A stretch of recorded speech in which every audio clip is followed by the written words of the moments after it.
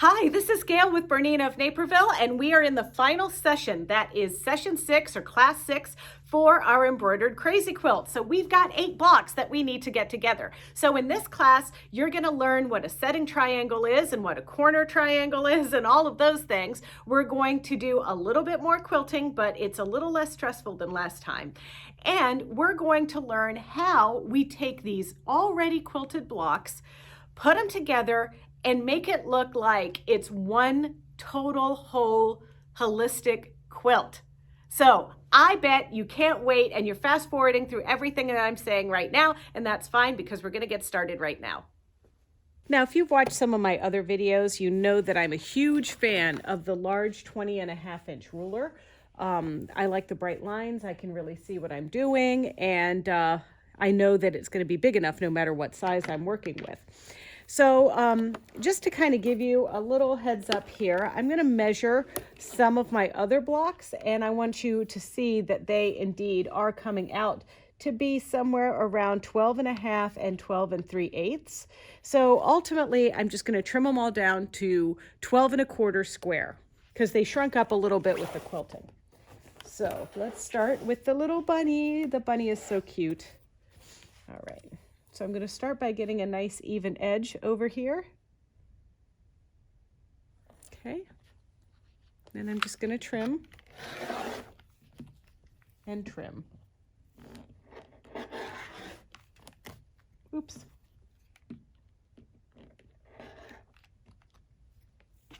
Okay, and now I'm going to turn this around the other way and measure 12.25. Okay, so 12.25 and 12.25.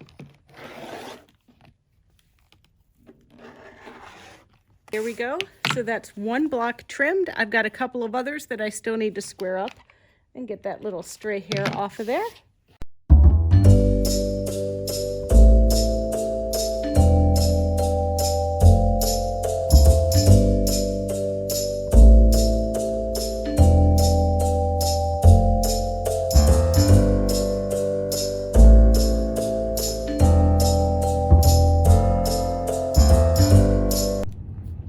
It's time to do our setting squares. Now, the setting squares are going to be cut in 2 different sizes. There's going to be an 18-inch square and a 10-inch square. 10-inch squares are for the corners, and the 18 inches are for the sides. And the sides are a bigger triangle. And what you're going to do to keep everything on grain is you're actually going to cut 2 18-inch squares, quilt them, and then cut them in half diagonally both ways. Now, for the smaller piece, you're going to do 2 of those, quilt them, and only cut them in half on one diagonal. So the quilting. Now, I want you to be free to do whatever you want with the backgrounds. You can do a design, you could do something on your embroidery module to, hoop up a few times, whatever you want. But I am going to do some straight line quilting, and I'm going to use my BERNINA 880 Plus with the dual feed foot number 1D. And I'm going to use my Hera markers to mark my lines. Now, remember when I showed you this kit of marking tools and pressing pieces? So these all apply. This one is my one with the little stiletto on the end plus a little creaser. Then there's a heavier creaser here. So either one of these will work. This is the finger pressing tool. We won't use that one. So whichever one you want to use. I'm going to use my long edge ruler, and the first thing I'm going to do is mark corner to corner. And I only need to mark one line in each direction because what I'm going to do is sew diagonally in rows about 1 inch apart to create a grid. And I'm going to do that on both sides. So I'm going to just do corner to corner here. And I can also line up my line here on my 45-degree line on my ruler. And I'm just going to gently rock my marker as I make this mark.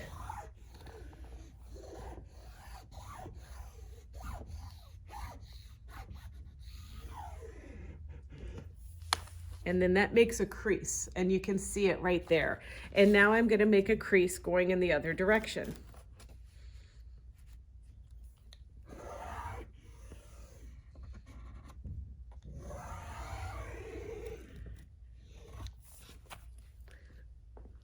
All right, and now the beauty of this tool and this method is that we don't need to worry about getting any marks out of our material. It works great for straight lines. So our other piece, we are going to do it a little bit differently because it's going to be tilted at a different angle. So what I'm going to do with this one is I'm going to mark it. This is a 10-inch piece. So at the 5-inch mark, I'm going to mark a piece, a line going through the center, both directions. And there is a method to my madness. Once these are trimmed, you're going to see that this will align our little crisscrossies the same way on the quilt. So the smaller quilt is going to be marked on grain, and the larger square is going to be marked on the diagonal. I've put on my 1D foot, and I'm going to lower my dual feed down here. I've got a straight stitch set up with a stitch length of 3 millimeters long, and now I'm ready to stitch. I'm going to start on my little piece first, following along in the ditch. So my rules apply when I get started for machine quilting. I'm going to put my needle down in the material, bring it up, lift my foot, pull the thread up from the bottom, and now I'm just going to get started.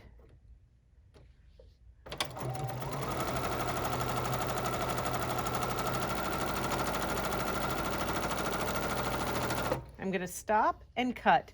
Now normally I might secure the stitches in some way, but because I'm going to just slice and dice this when I'm done, I'm just stopping and using my thread cutter. Now I also want to just go ahead and start and sew on this edge of my material here, right down that line that I made with my marking tool, and then I'm going to put my guides on my foot.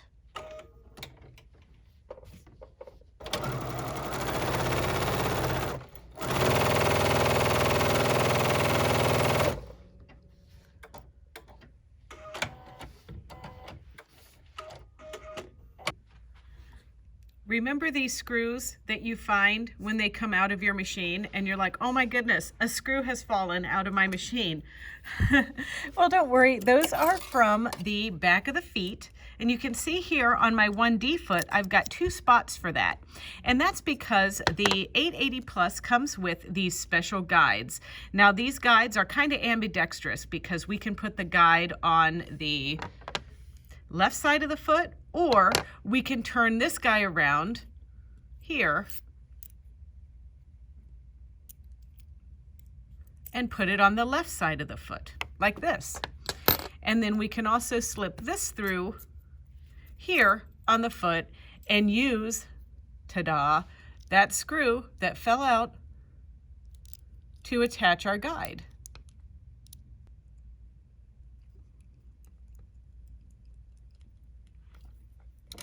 And then when we put our other guide on, I am just going to use my little inch marker, this little seam guide here.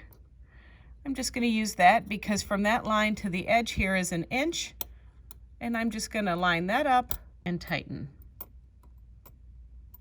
Now that I have my guide on and I'm just going to line it up to the inside of the guide, I can go ahead and stitch my next row of stitching.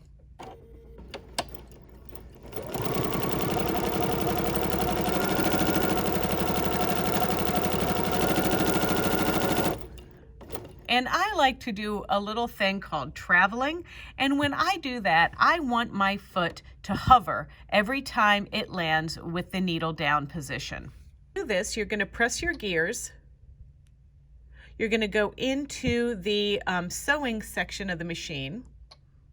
You're going to hit your little finger to the dots, and you're going to pick the needle down function. And then you're going to select that middle icon, and now every time your needle lands in the down position, it's just going to pop up a little bit to hover. All right, you can see I just keep lining the edge of my foot along that straight piece there, and then I spin around and I travel on my edges. See how the foot pops up so I can turn?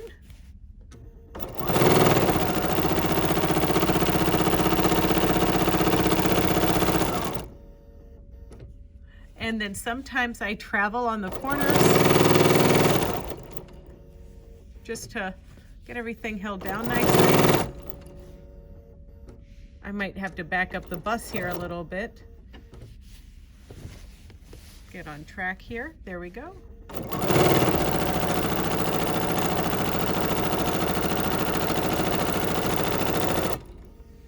Ta-da.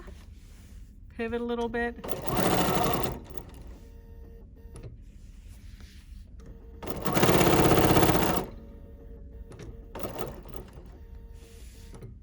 It lifts on me. Now I can get back here.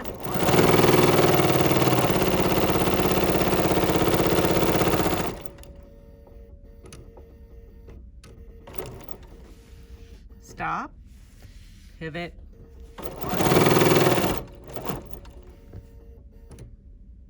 Pivot. Pivot. Oh, I'm just going to hop over a little. There we go.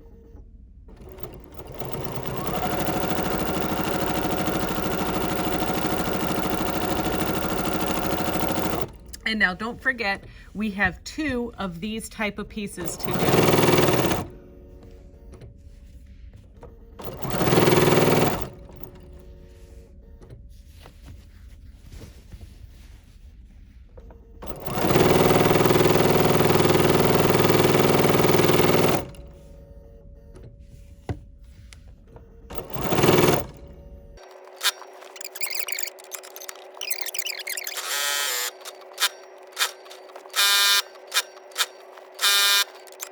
So now I just trim this up and cut it on the diagonal from corner to corner, and I'll have 2 corners, and then I need to quilt my other piece. And you're gonna do the same thing for the bigger square, but we're gonna go on the diagonal. So let me show you how to do that.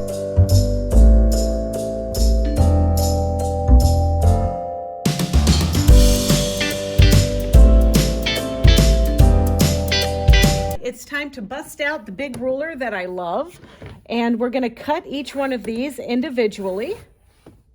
And here's the top side. I'm just cutting from the top side, and I'm going to trim these down to about 17 3/4. So what I'm going to do is just line it up here on the edge and give this side a little trim, and then give the top a trim.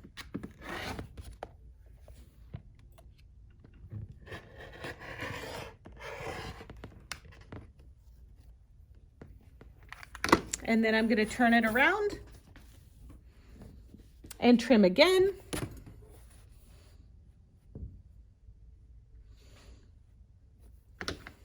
And we're trimming 17 3/4. Then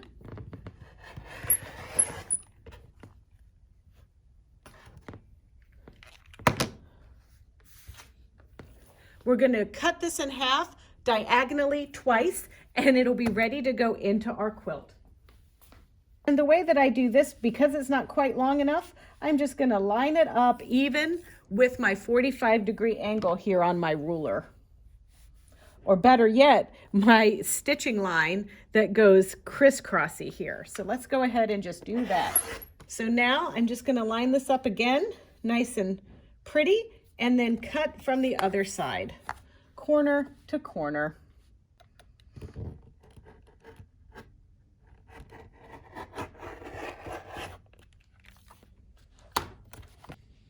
And this gives me 4 setting triangles. Oops, oops, oops.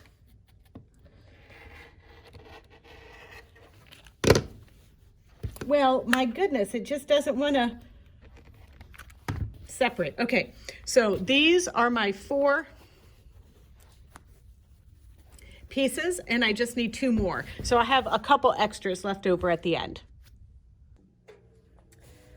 Now that you've cut out your gray strips and your other strips, so there's two sets of sashing. There's going to be the sashing for the front. That's the 1-inch pieces that match the top of your quilt. Then there's the pink and light creamy one that I'm using that matches my backing. So once you have these, you're going to take your gray pieces aside, and we're going to take our sashing for our back and we're going to press it over until it measures about 3/4 of an inch. So how did we do this? With a little 3/4 inch bias maker. We have these here at the store and they're really handy for this particular project. The reason why we're going to fold these over is because we're actually sewing our pieces together, sewing the pre-quilted sandwiches to those gray strips. Then we need to cover the raw edges with these. So prep these first, and then I'm going to show you how we're going to sew these onto our quilt and get our quilt finally assembled. So the first thing you're going to need is your piece like you just saw here, but then you're also going to need a stiletto. So you get your little pokey stiletto and you're going to get this, and you're going to feed the end of this into your bias maker. So I'm just going to take my stiletto and just kind of lift it in there and push my raw edges right under that little U shape. Now I cut my pieces exactly to length. If you want to have a little bit of a tail in order to do this, then you're going to want to cut a little triangle right there. But I found this easy enough.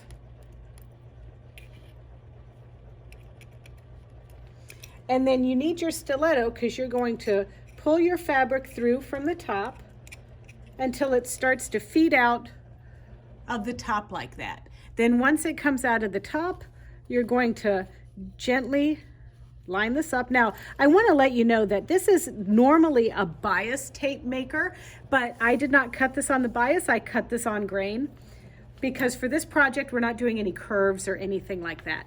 So I'm going to grab my iron, and then as I make my tape, I'm just going to let the iron push my bias maker along.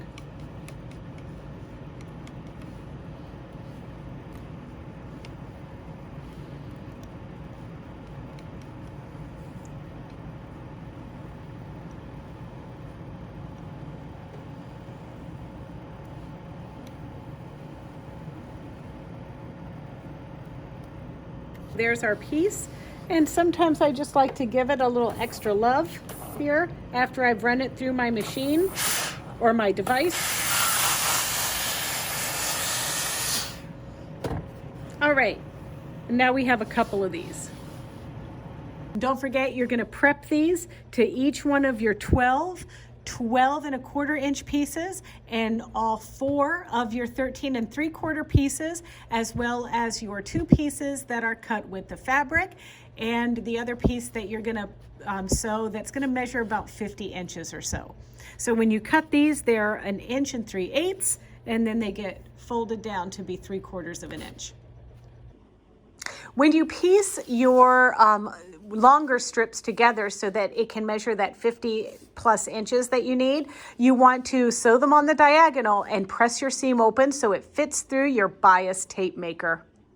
Important tools for sewing your side strips. So these are 1 inch cut. You've got all of them cut out. We're going to sew this to our quilted piece. And all we're going to do is line up the piece. You can pin if you'd like, but I definitely use my 97 D foot for this, and make sure that you engage your dual feed when you do this. And then I'm going to line this up, and I really am not the kind of person that's going to talk about a scant 1/4 of an inch, but I am this time. And the way that we're going to sew our scant 1/4 of an inch is to really just see right here, that little line there that represents a 1/4 of an inch, you can see as we stitch.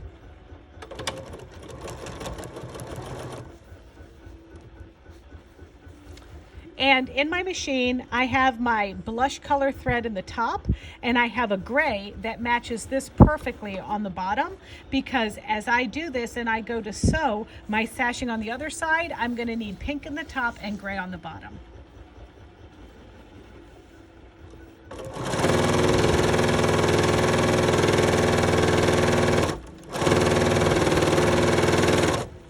And then I'm going to cut, and now I'm going to sew another piece onto the opposite end of this block.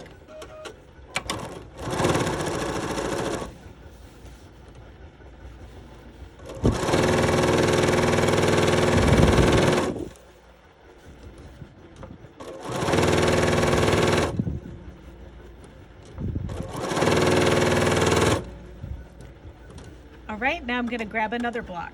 So I've sewn a 1-inch strip onto either side, and now it's time to attach another block to it. And this one is going to go on just like this, and I'm just going to lay this over like so, and I'm going to sew this right sides together again. So we're going to line this up, and once again, pin if you so desire.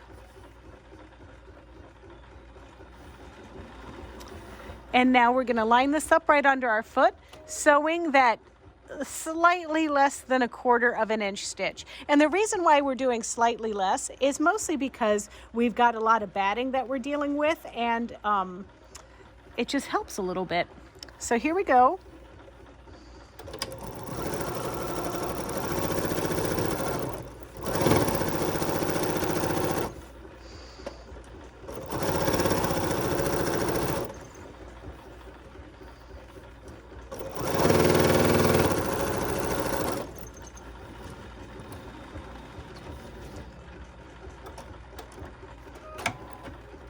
So now you can see our little sashing that's there and how these go together. So now I'm going to go ahead and finish this row, but after you finish a row, you're going to need to cover up your seams here.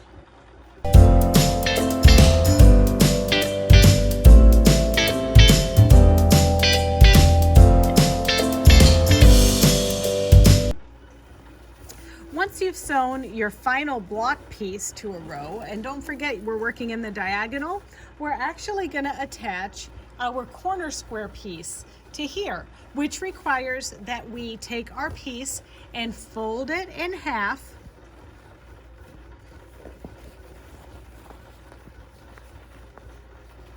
lining up our little edges.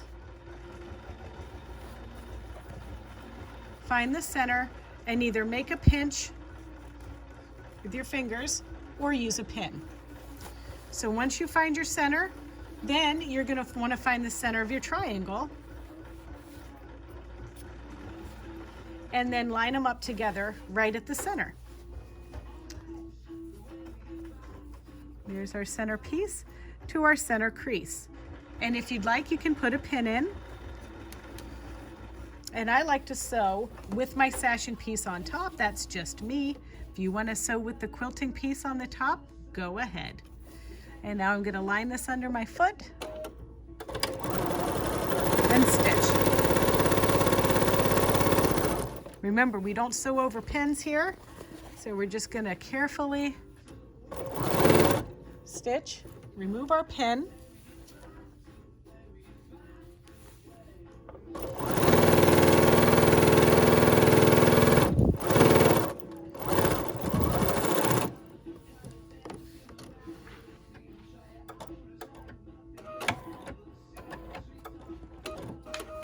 so there's our piece with the strip, and you can see what it looks like on the back. Once again, this piece is going to be covered up, but it's nice and flat. And so we have one more piece to put on, and that's this side piece right here. And I just so happen to have our setting triangle here, and in this case, this is going to go on just like this. So we're going to line this up right at the top.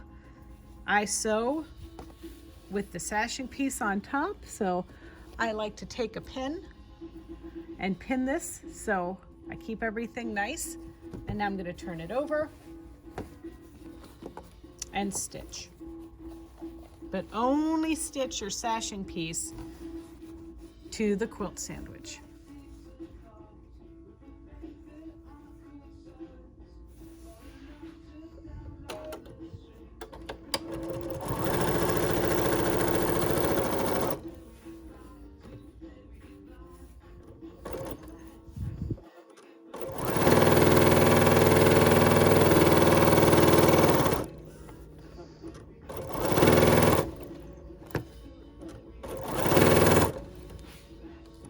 The rows together, we have to cover our raw edges here. So I'm going to use my glue stick, and I'm just going to gently cover the raw edges here along the quilt with my glue stick,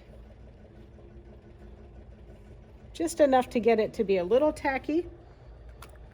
And then I'm going to line this up right down the center with equal sides of my turned over piece on either side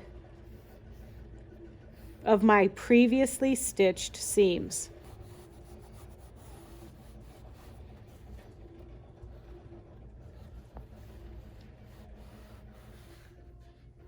Just like that. And I'm just going to dry the glue a little bit with a dry iron.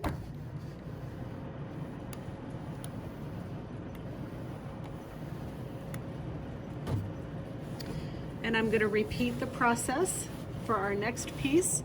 This time I only need 12 1/4.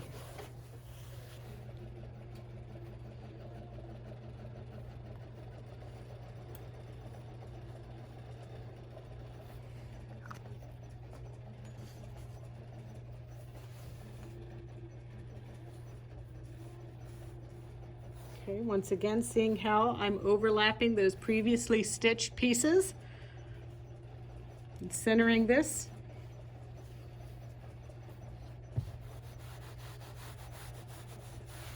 Dry it off to get it stuck with the iron.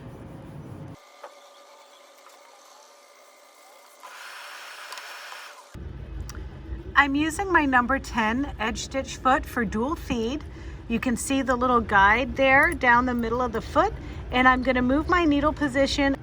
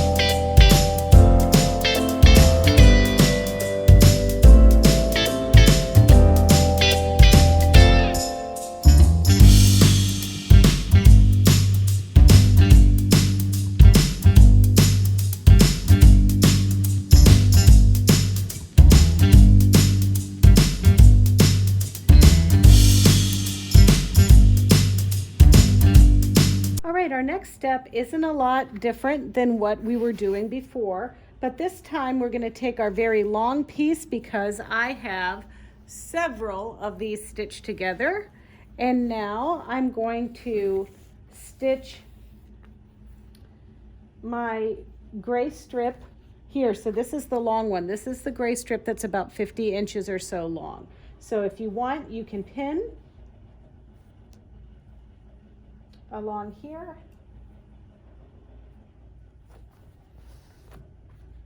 And pin.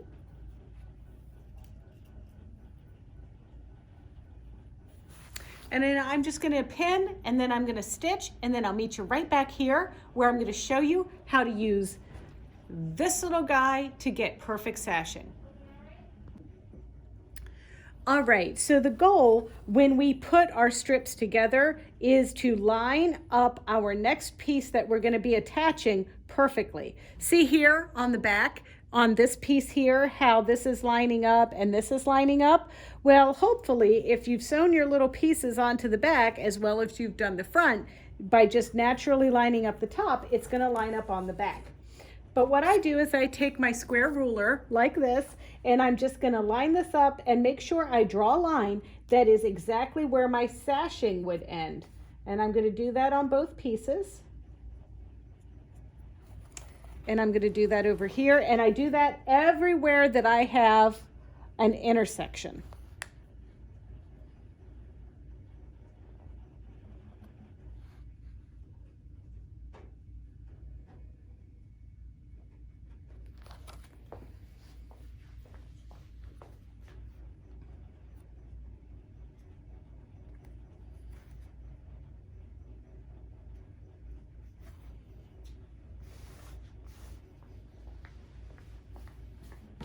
Just for good measure. I might not need one on this end as much, but just in case.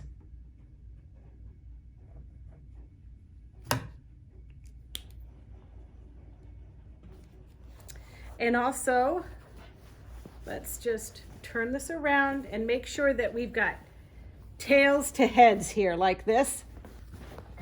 Heads to tails like this. So now we're going to line this piece up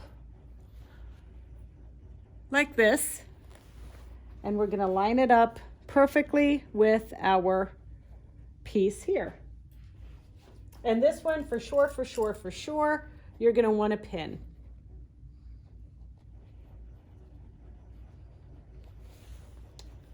And then line this little guy up over here like so.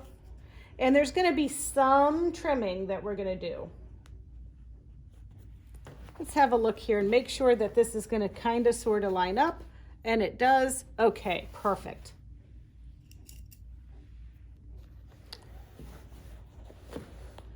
So see how I pinned that sideways? I don't really keep it like that. I just did it to test it to make sure it's going to stitch nicely.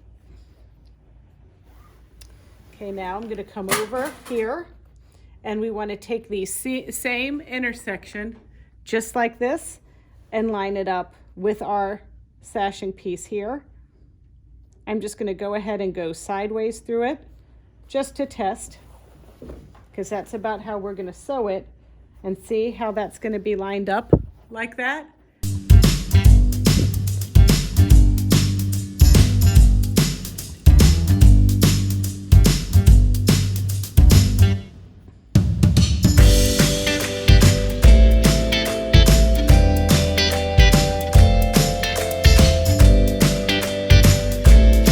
Sewed it and it came out great.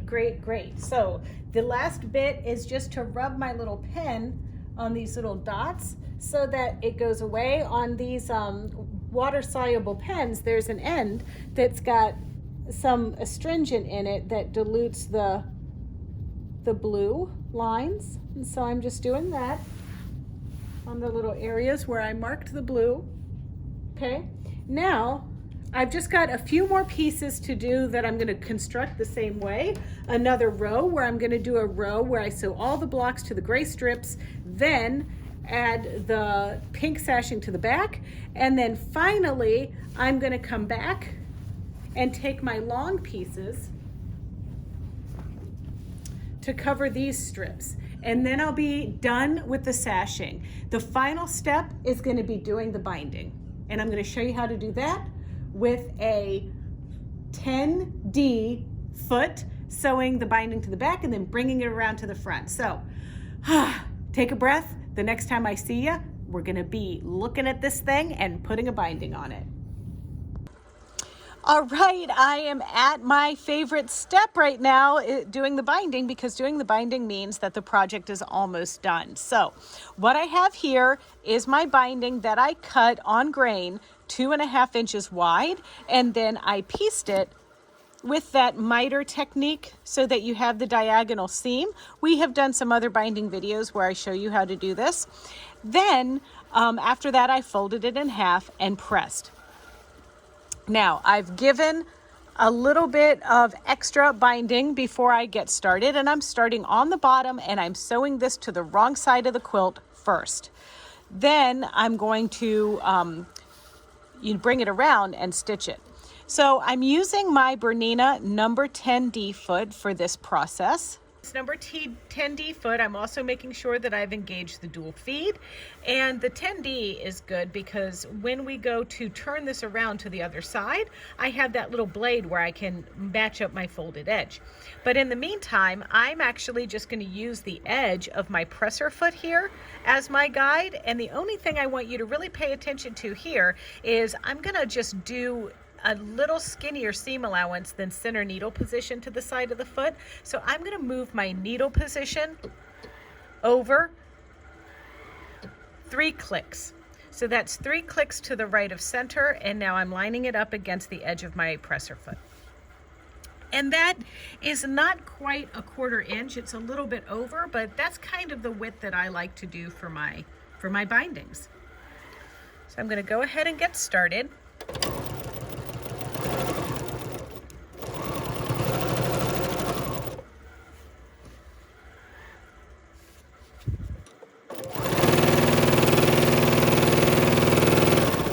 Now, when I get to the edge, I'm gonna go about just a little bit more than a 1/4 inch, which is about this much, is about there. So then I'm gonna reverse, get my hand out of the way,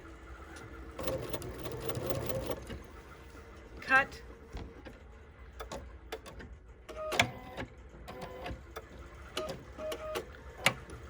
and then I'm gonna bring it around here. So let's zoom out just a little bit. So I'm going to bring my my quilt binding up like this, keeping this edge flush with the side, like that. And then I'm going to bring it back down like this.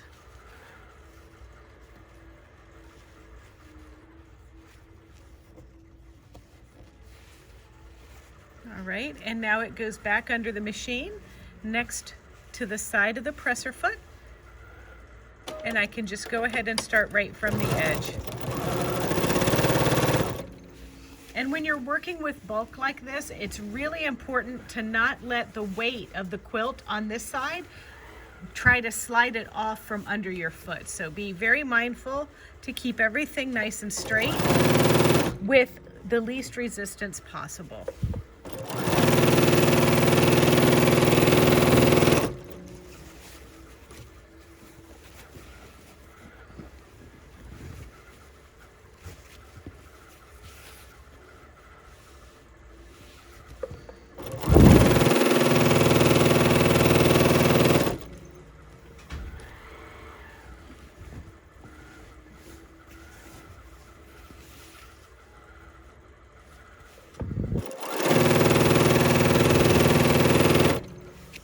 More little stitch, please. There we go. And now I'm going to backtrack and cut.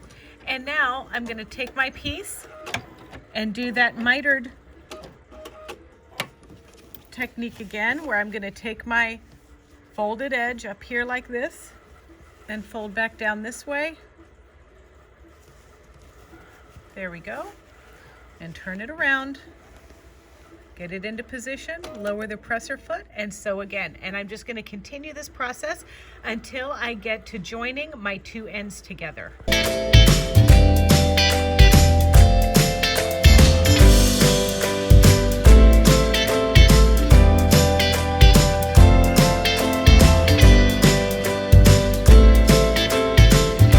I thought I'd show you a little bit of a different technique. So I made plenty of pieces, and then this is where I just seam ripped one of the seams. But this is perfect because now this is where I want to line up my pieces. Some of you might be a little bit timid to just simply sew this line down with our little technique. But there's another technique that you could do where you're literally just inserting the binding into this piece. So if you'd like to go this way, this is kind of a little easier way to join a binding together. This isn't my preferred method. I prefer to stitch this seam.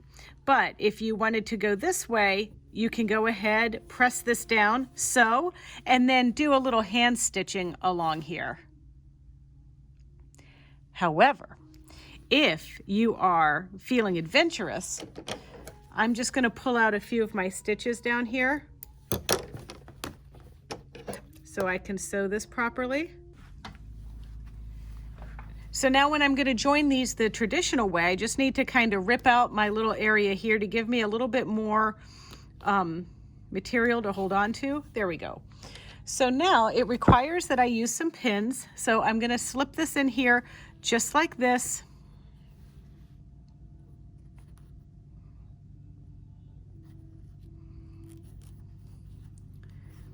And I'm going to pin this just like this. Here we go. And then we can go over here to this side. And we're going to pin this one just like this.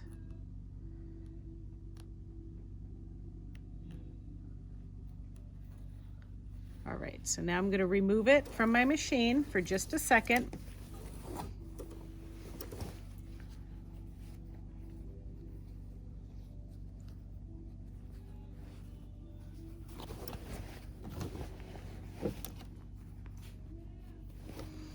Now, all I want to do is stitch down that crease, and I'm going to move my needle position back to center by pressing the clear button.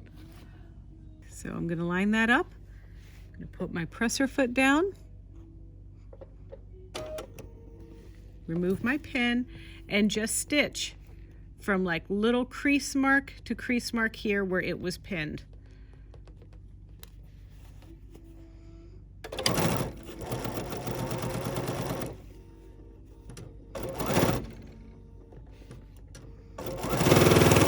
All right, now I'm ready to sew it back down where I left that opening.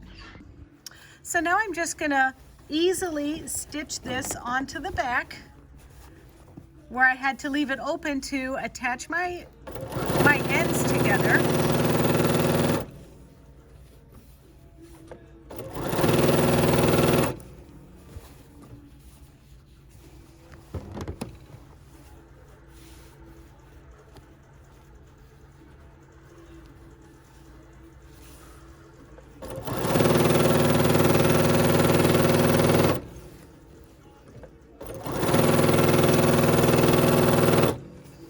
So then once you get back to where you started, you're going to cut, and now we're going to flip it around and we're going to top stitch it down. So now I'm just going to fold this over and lining it up over our previous stitching just like this. I'm going to lower my presser foot, and now I had moved my needle position over about 3 notches to the right, and that's where I'm going to keep it for sewing on my binding. And I'm just going to cover this and have a little stitch around. And this looks really nice. I like it. It's just the right size binding to go with the sashing on the quilt.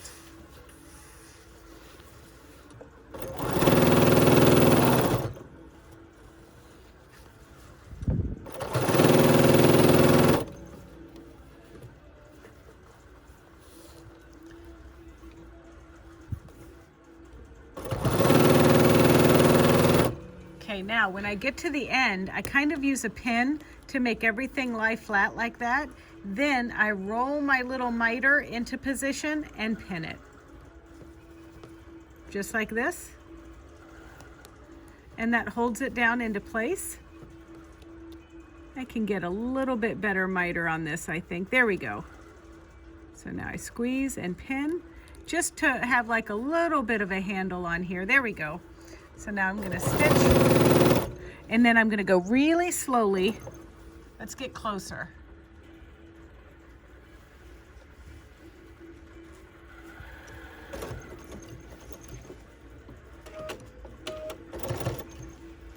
right to that little mitered edge. There we go. Now I'm going to rotate, stitch a few stitches after I take my pin out. There we go, perfect. And so you're going to do each miter just like that.